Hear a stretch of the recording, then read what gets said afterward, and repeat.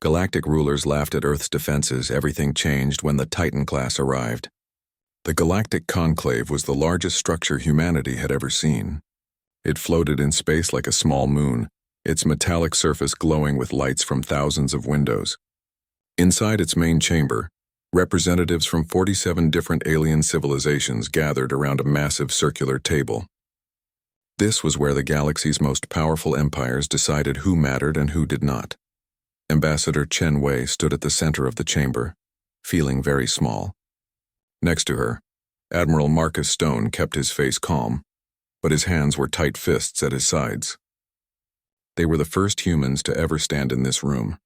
Around them, alien beings of every shape and size watched with eyes, sensors, and organs humanity did not have names for. The chamber fell silent as a massive reptilian creature rose from his seat. Emperor Zargoth of the Vraxian Empire stood 3 meters tall, his scales gleaming like polished steel.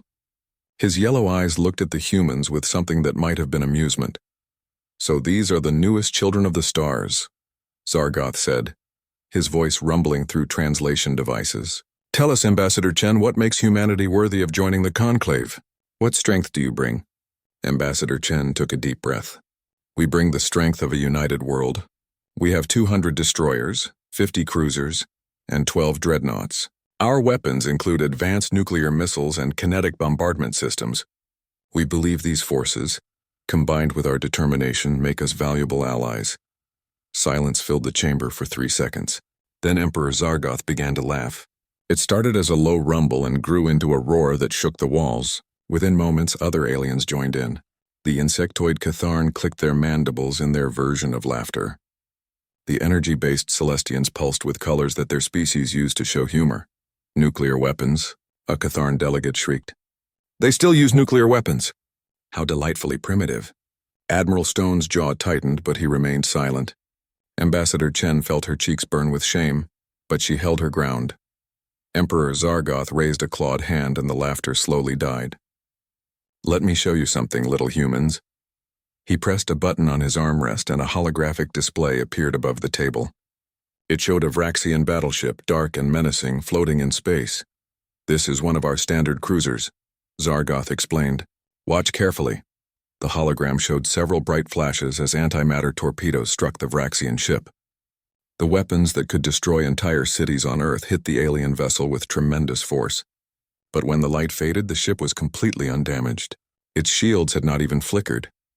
"Your nuclear weapons could not scratch our paint," Zargoth said, his voice full of contempt. "Your kinetic weapons would bounce off like rain on stone. You are children playing with toys, trying to sit at the table with warriors." A Celestian representative spoke next, its voice like wind chimes. "The Conclave operates on the Dominion system. Military strength determines political power. Those with weak forces serve those with strong forces. It has always been this way." Ambassador Chen felt her heart sink. "Are you saying we cannot join as equals?" "Oh, you can join," Zargoth said with a smile that showed too many teeth. "As a protectorate, you will be under Vraxian supervision. You will pay tribute in resources and technology. You will allow us to place military bases on your moon, and you will be grateful for our protection from the many dangers in this galaxy." "That is not acceptable," Admiral Stone said, speaking for the first time.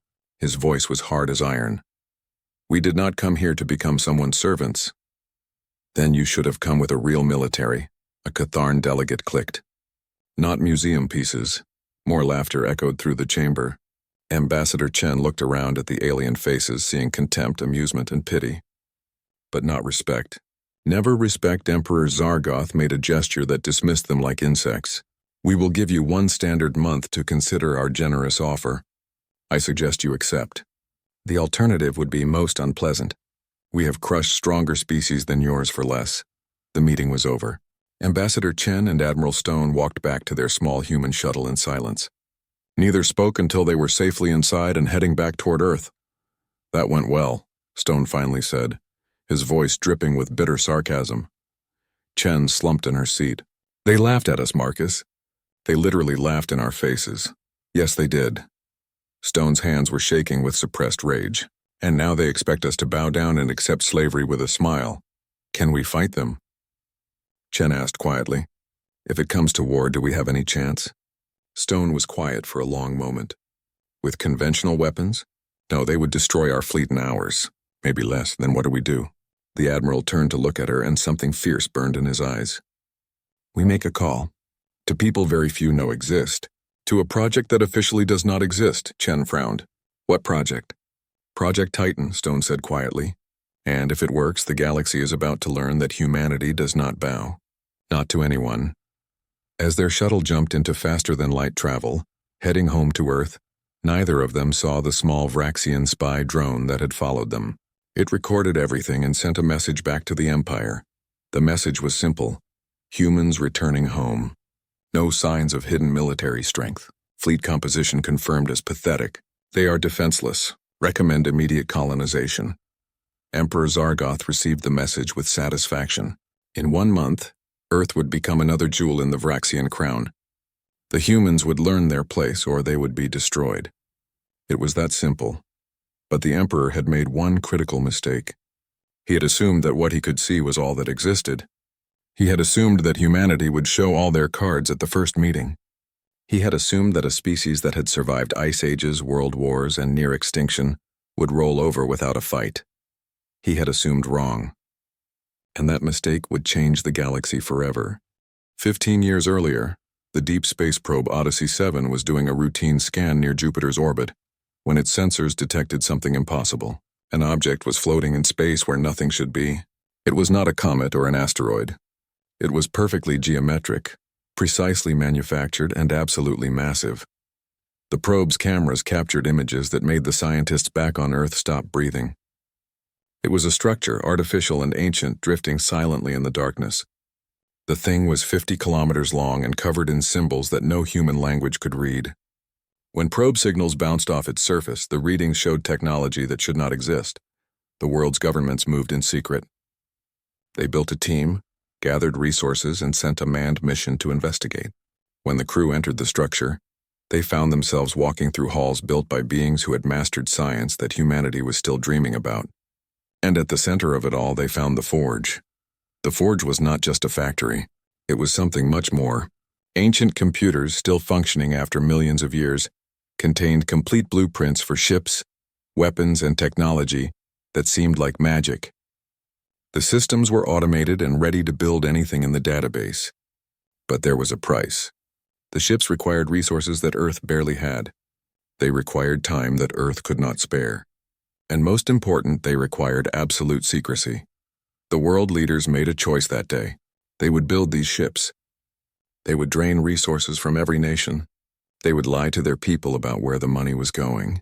They would create Project Titan, the most expensive and most secret program in human history, and they would tell absolutely no one outside a select few.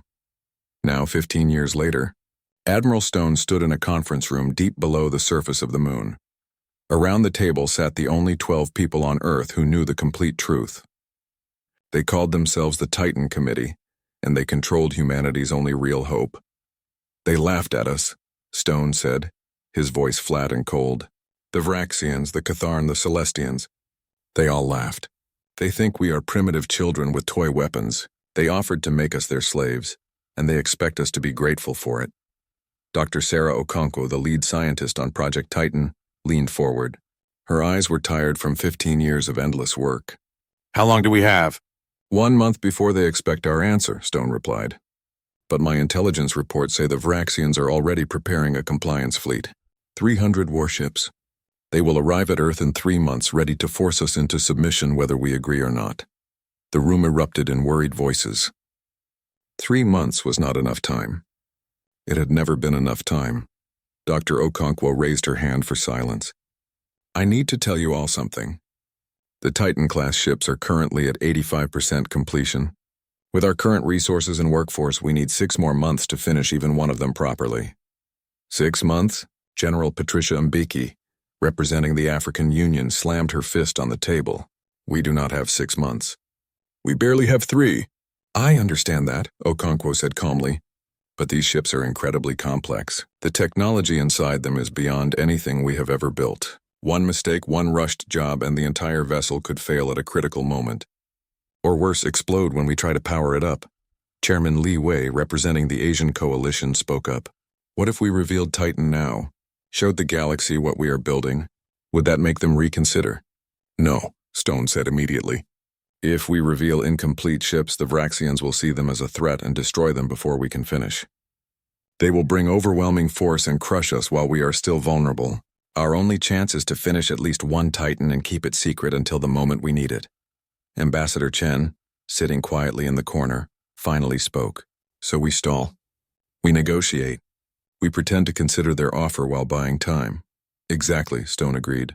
We play the role of frightened primitives. We act like we are seriously considering becoming their protectorate. Meanwhile, we accelerate production on Titan 1 by any means necessary. Dr. Okonkwo pulled up a holographic display showing the massive ship under construction. It floated in an underwater facility in the Mariana Trench, hidden from satellites and spy drones. The ship was enormous, 15 kilometers from bow to stern, bristling with weapons that had no names in human languages. I can push my teams, Okonkwo said slowly. We can work around the clock, triple the workforce, cut some corners on the secondary systems. With luck, we might have Titan 1 ready in 3 months. But it will be risky. Very risky. Do it, Stone said. We get one chance at this. One shot to show the galaxy that humanity is not prey.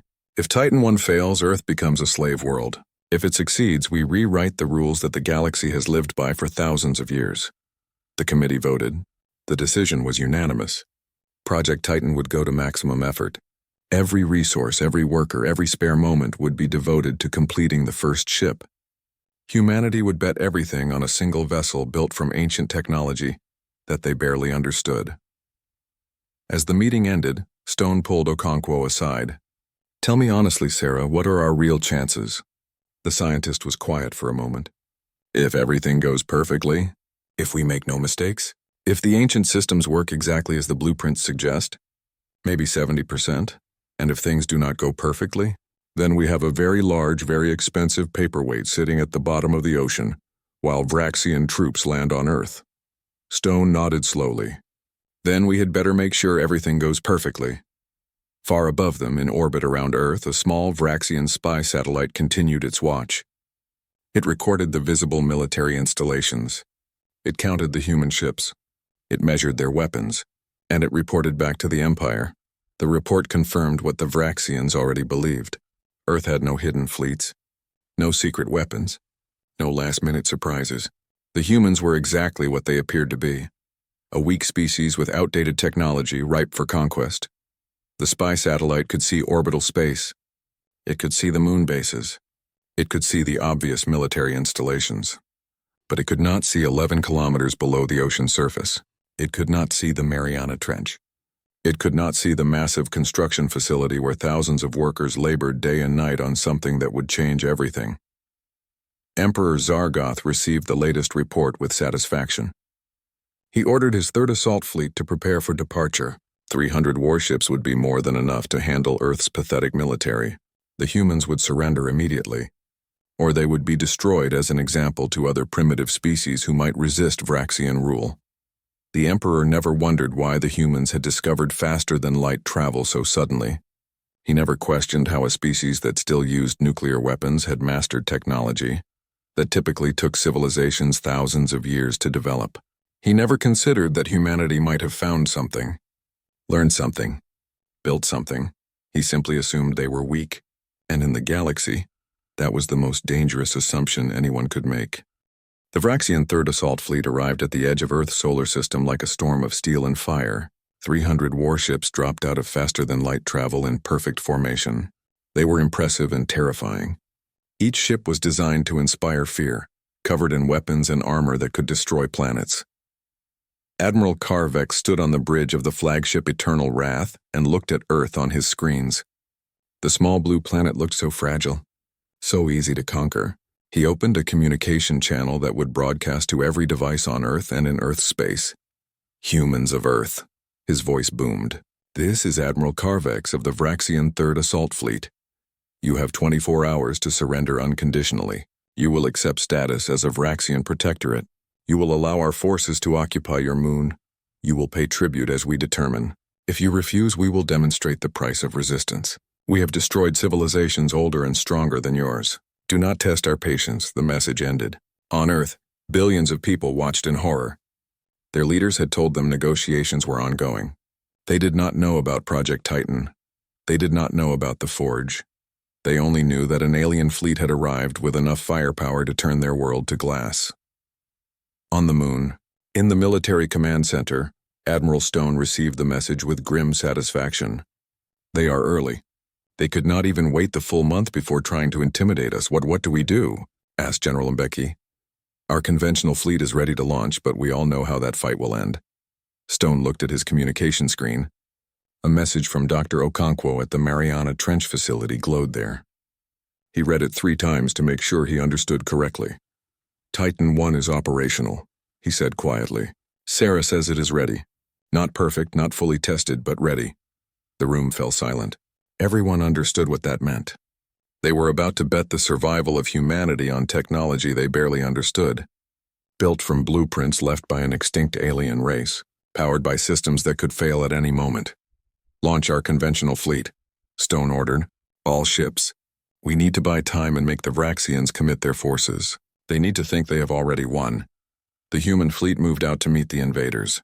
200 destroyers, 50 cruisers, and 12 dreadnoughts. They were good ships built with the best technology humanity had developed on their own.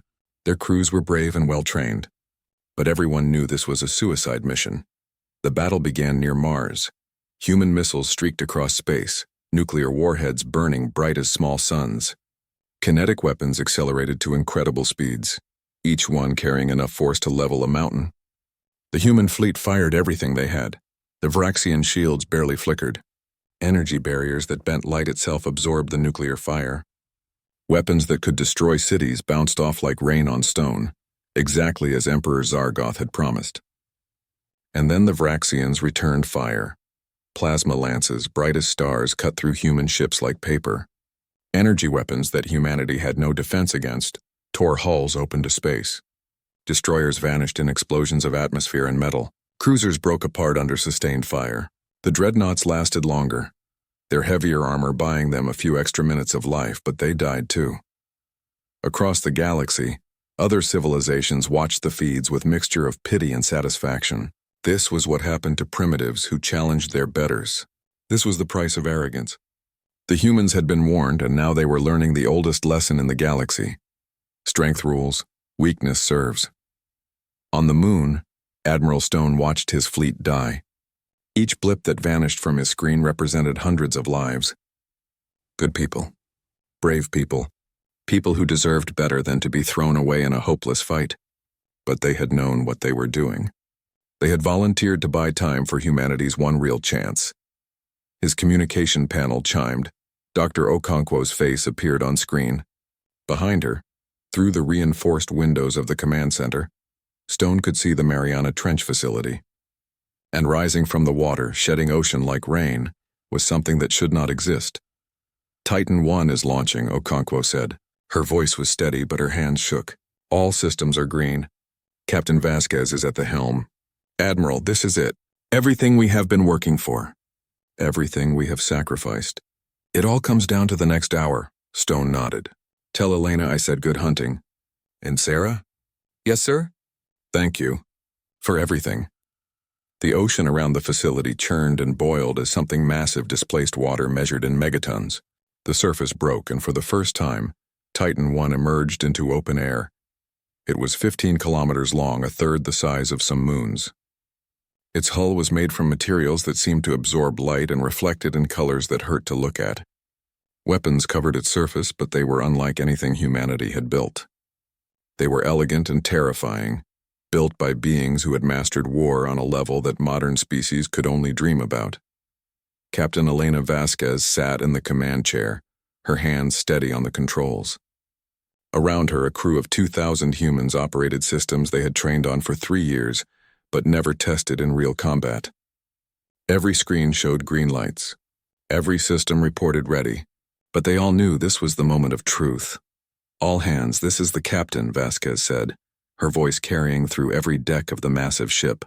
Today humanity makes itself heard. Today we show the galaxy that we are not victims. We are not prey. We are not slaves. We are humans and we do not bow. All stations report ready for combat. The responses came back instantly. Engineering ready. Weapons ready. Navigation ready. Defense systems ready. Titan I was a ship built by the progenitors, a race that had ruled the galaxy millions of years before any modern species had learned to make fire. And now it belonged to humanity. Take us to Mars, Vasquez ordered. Maximum speed. It is time to save our people. Titan I accelerated. The ancient engines, more powerful than anything in the modern galaxy, pushed the massive vessel to speeds that should not be possible for something so large. It crossed the distance from Earth to Mars in minutes, a journey that should have taken hours. Near Mars, Admiral Carvex was enjoying the slaughter. The last human dreadnought had just exploded, and his fleet had not lost a single ship. This was not a battle. It was an execution. And when it was over, Earth would learn the price of resistance. Then his sensors started screaming. Something was approaching from Earth, something big, something moving impossibly fast, something that registered power levels that made his instruments think they were malfunctioning. Report, Carvex roared. What is that thing? His sensor officer stared at his screens in disbelief. Sir, it is a ship. A human ship. But it is impossible. The size, the power readings, the technology signature. Sir, this does not match anything in our database. This does not match anything in anyone's database. On screens across the galaxy, observers who had been watching the easy victory suddenly stopped celebrating. They stared at the new arrival in shocked silence, because they recognized what they were seeing. Even if they did not want to believe it, it was progenitor technology, ancient beyond measure, powerful beyond imagining, and somehow, impossibly, the humans had found it. Titan I emerged from its acceleration run, and for the first time the Vraxian Third Assault Fleet got a clear view of what they were facing. Admiral Carvex felt something he had not experienced in his 30 years of military service. It was not quite fear, but it was close. Uncertainty. Doubt. The uncomfortable feeling that he had made a terrible mistake. The human ship was impossibly large. At 15 kilometers it dwarfed even the Eternal Wrath, which had always been the biggest vessel in any fleet. But size was not what made Carvex's scales prickle with warning. It was the design. The materials. The energy signature. This was technology that should not exist anymore. All ships target that vessel, Carvex ordered, trying to keep his voice steady. Full weapons release. Destroy it before it gets any closer. 300 Vraxian warships opened fire at once. Antimatter torpedoes that could crack continents streaked across space. Plasma beams hot enough to melt steel in milliseconds lanced out. Kinetic missiles accelerated to near light speed. It was enough firepower to destroy a small moon, enough to level every city on Earth, enough to kill anything that existed in the modern galaxy. Titan I's shields activated. They did not flicker or strain. They simply absorbed everything. The antimatter explosions that should have torn the ship apart dissipated against barriers that converted raw energy into more power for the ship's systems. The plasma that should have melted armor splashed away like water on glass. The kinetic missiles hit the shields and simply stopped, frozen in space before falling away. Inside Titan I, Captain Vasquez watched the assault on her screens and allowed herself a small smile. Shields holding at 98%. Enemy weapons are not even scratching us. Looks like the progenitors knew how to build things that last. Captain, her weapons officer called out. All weapon systems are fully charged and ready. What are your orders? Vasquez thought about all the human ships that had died, all the brave people who had sacrificed themselves to buy time for this moment, all the years of secret construction, all the resources poured into this one vessel. All of it came down to right now. Open a channel to the Vraxian fleet, she ordered. When the channel opened, Vasquez spoke clearly and calmly. Her words were broadcast not just to the Vraxian fleet, but to every observer across the galaxy who was watching this battle. Admiral Carvex, this is Captain Elena Vasquez of the Earth defense ship Titan I. You came to our home. You threatened our people. You killed our friends. You thought we were weak. You thought we were primitives with toy weapons. You were wrong. She paused, letting that sink in. We did not show you our real strength because we chose not to. We came to the conclave in peace, offering friendship and alliance. You responded with mockery and threats. So now you will see what humanity can do when we stop being polite. Weapons officer, you are authorized to fire. Show them why the progenitors ruled the galaxy. The main weapon of Titan I, called a graviton lance in the ancient blueprints, powered up. It did not fire energy or projectiles. It fired something far more terrifying. It fired gravity itself. The beam was invisible to normalize, but every sensor in the area screamed as local spacetime twisted in ways that should not be possible. The beam struck a cluster of 20 Vraxian battleships, and for a moment, nothing seemed to happen. Then the ships started to collapse, not explode. Collapse. The graviton lance created a localized gravity well so intense that matter itself could not resist. The battleships crumpled like paper, their armor and shields useless against physics itself. In 3 seconds, 20 vessels and their crews were compressed into spheres of superdense matter no bigger than basketballs. Then those spheres vanished into temporary singularities that evaporated in flashes of radiation. Across the galaxy, every species that was watching felt a chill run through them. That was progenitor technology. That was the power that had ruled the stars when their ancestors were still learning to use tools. And somehow, impossibly, the humans had it. All batteries open fire, Vasquez ordered calmly. Let us finish this. Titan I's secondary weapons activated.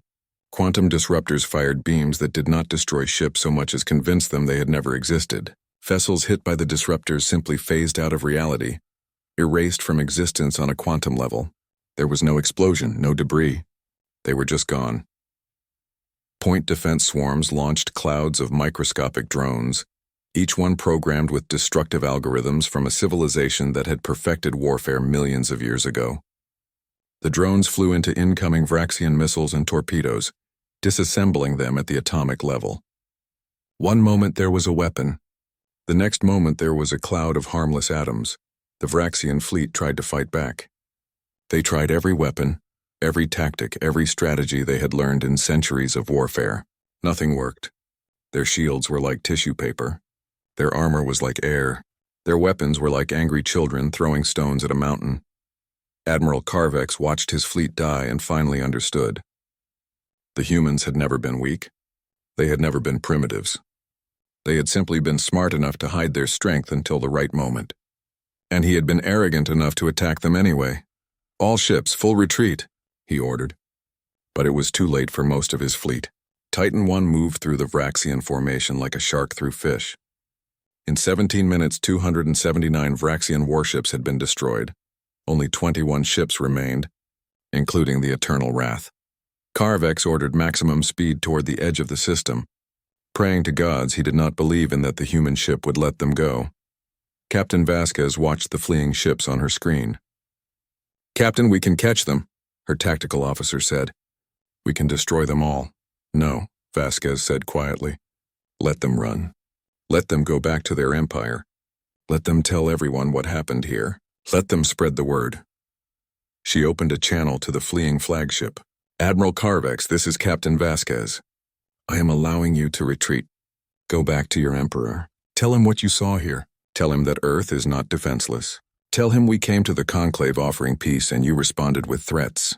This is what happens when you threaten humanity. We hope your leaders are smarter than you were. Because next time, we will not be so merciful." She cut the channel and watched as the surviving Vraxian ships jumped to faster-than-light speed, running for their lives. Then Vasquez opened a channel to Earth.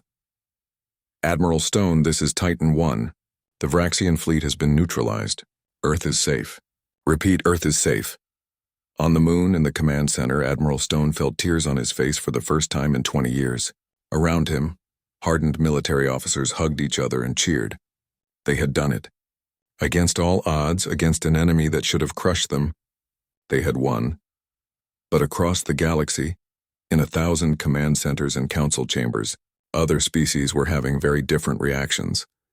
Fear, respect, concern, wonder. The balance of power had just shifted in a way that no one had predicted. The humans, the species everyone had dismissed as primitives, had progenitor technology. They had ships that could challenge the greatest fleets in the galaxy. They had weapons that could rewrite the rules of warfare. And most importantly, they had just announced to everyone watching that they were not afraid to use them. The galaxy would never be the same, and it was all because a species that everyone had underestimated had been smart enough, patient enough, and brave enough to wait for the right moment to reveal their true strength. As Titan I turned back toward Earth, Captain Vasquez allowed herself to relax for the first time in hours. "All hands, this is the captain. Today we showed the galaxy who we are. Today we earned humanity's place among the stars. Today we made history. I am proud to serve with each and every one of you. And across Earth, across the moon, across humanity's scattered colonies, billions of people celebrated. They had been threatened with slavery. They had been mocked and dismissed. They had been told they were too weak to matter, but they had proven everyone wrong. And they had done it in the most human way possible, through patience, cleverness, and the absolute refusal to accept defeat. 2 weeks after the battle, the Galactic Conclave called an emergency session. Every species had received the same message. Attendance was mandatory. The tone was very different from the last time humanity had visited. Ambassador Chen and Admiral Stone returned to the massive space station, but this time they did not come alone. Captain Vasquez accompanied them, and Titan I orbited the station where everyone could see it. 2 more Titan-class ships, Titan II and Titan III, had also launched and now patrolled Earth's system. The message was clear. Humanity was not weak. Humanity was not defenseless. And humanity was done being polite. The council chamber was packed. Representatives from every major empire had come. But now, instead of sitting in their usual seats of power, they watched nervously as the humans entered. Emperor Zargoth was there, his scales somehow less bright than before. The Catharn delegation clicked their mandibles in agitation. The Celestians pulsed with colors that suggested confusion and concern. Ambassador Chen stood at the center of the chamber, in the same spot where she had been mocked 2 months earlier. But this time, no one was laughing. "Thank you for gathering on such short notice," Chen began, her voice calm and professional. "I know many of you have questions about recent events. I am here to provide answers." "How?" The word came from a Celestian delegate, its voice tight with something like fear. "How do you have progenitor technology? Those ships have been extinct for millions of years. Their facilities were all destroyed or lost." Admiral Stone stepped forward. "Not all of them. 15 years ago, we discovered an intact progenitor facility in our solar system, a construction forge with complete blueprints and automated systems. We spent those 15 years learning how to use it, building ships that could defend our world, preparing for the day when we might need them. You hid this from us," Emperor Zargoth said, his voice a low growl. "You came to the Conclave pretending to be weak while building weapons of mass destruction." "We came to the Conclave offering peace," Chen replied sharply. "We showed you our conventional military, which was impressive by our standards. We hoped to join as equals, to share knowledge and trade freely. You responded by mocking us, threatening us, and demanding we become your slaves. So yes, we kept our real strength secret, and I would make the same choice again." A Catharn delegate clicked forward. "You destroyed a Vraxian assault fleet. 300 ships. You killed tens of thousands of their warriors. This is an act of war against one of the most powerful empires in the galaxy." "They attacked us," Stone said coldly. "They came to our home system with the intent to conquer. They fired first. We defended ourselves. Under any law in this galaxy, that is not an act of war. That is an act of survival." The chamber erupted in angry voices. Representatives shouted over each other. Accusations flew. Threats were made. But through it all, the humans stood calm and quiet, waiting. Finally, Chen raised her hand for silence. Surprisingly, the chamber quieted. "We did not come here to threaten anyone. We did not come here to conquer anyone. We came to offer something different. A new way." She activated a holographic display that showed the Conclave's current power structure. The Dominion system, where military strength determined political power, where weak species served strong species, where might made right. "This system has ruled the galaxy for thousands of years," Chen continued. "It has created endless cycles of warfare, oppression, and fear. The strong dominate the weak plot revenge. New powers rise, old powers fall, and nothing ever really changes. We propose something different." The display changed, showing a new structure. An alliance of equals, where technology and resources were shared freely. Where military strength was used for mutual defense, not conquest. Where species joined by choice, not by force. "We call it the Alliance of Free Worlds," Chen explained. "Any species can join as equal partners. We share technology, defend each other, and work together for mutual benefit. No tributes. No protectorates. No masters and servants. Just allies." Emperor Zargoth laughed, but it sounded forced. "And why would anyone join this alliance? What do you offer that the Dominion system does not?" Stone smiled grimly. Protection. From empires like yours, the Catharn Collective has been oppressed by larger powers for centuries. The Celestian hegemony has lost half its territory to aggressive neighbors. Dozens of smaller species live in fear of conquest. We offer them safety, and we have the military power to back that promise. Several smaller species in the chamber began clicking, chirping, and humming in their native languages. They were interested. Very interested. This is ridiculous, Zargoth snarled. You cannot simply rewrite thousands of years of galactic order because you found some ancient toys. We are not rewriting anything, Chen replied. We are offering an alternative. Species can join the Alliance if they wish, or they can stay in the Dominion system. The choice is theirs. But they should know that any species in the Alliance will be under our protection, and anyone who attacks them will face the same response that the Vraxian fleet faced. The threat was clear. The power to back it up was proven. And suddenly the balance of galactic politics shifted. Within a week, 7 species had formally joined the Alliance. Within a month, that number grew to 15. The Catharn Collective joined, finally free from Vraxian pressure. The Celestians joined, bringing their advanced energy technology. Dozens of smaller species, tired of being pawns in games played by empires, joined eagerly. The Vraxian Empire tried to respond. 3 months after the first battle, Emperor Zargoth assembled a revenge fleet, 2,000 warships, the largest force the Empire had gathered in a century. They jumped into Earth's system ready to destroy the upstart humans once and for all. They were met by 5 Titan-class ships. Titan 4 and Titan 5 had finished construction ahead of schedule. The battle, if it could be called that, lasted 8 minutes. The Vraxian fleet was completely destroyed. Not a single ship escaped, and this time humanity sent a very clear message. Attack us again and we will bring our fleet to your home world. We came in peace. We offered friendship. You chose war. Now accept the consequences or face extinction. Emperor Zargoth had no choice. With his military shattered and his allies abandoning him, he sued for peace. The treaty was harsh. The Vraxian Empire had to give up all conquered territories. They had to pay reparations to species they had oppressed, and they had to accept that they were no longer the dominant military power in the galaxy. 5 years passed. The Alliance of Free Worlds grew to 23 member species. Humanity shared progenitor technology carefully, always keeping their most advanced weapons for themselves. But they shared enough. Medical technology that saved billions of lives. Agricultural systems that ended hunger on a dozen worlds. Energy generation that powered entire civilizations. The Titan-class fleet grew as well. 12 ships now patrolled Alliance space, keeping the peace and deterring aggression. The galaxy learned to respect humanity not because they were feared, though they were, but because they had proven their strength and chosen to use it wisely. Admiral Stone, now retired, stood on the observation deck of the newly commissioned Titan 12. The ship was named Indomitable Spirit, and it was the most advanced vessel humanity had built yet. Next to him, Captain Vasquez, now promoted to Admiral, smiled. Do you ever think about that first conclave meeting? Vasquez asked. When they laughed at us? Stone nodded slowly. Every day. I remember the shame, the anger, the humiliation. But I also remember what it taught us. What was that? That being underestimated is not a weakness. It is an advantage. We let them think we were primitive.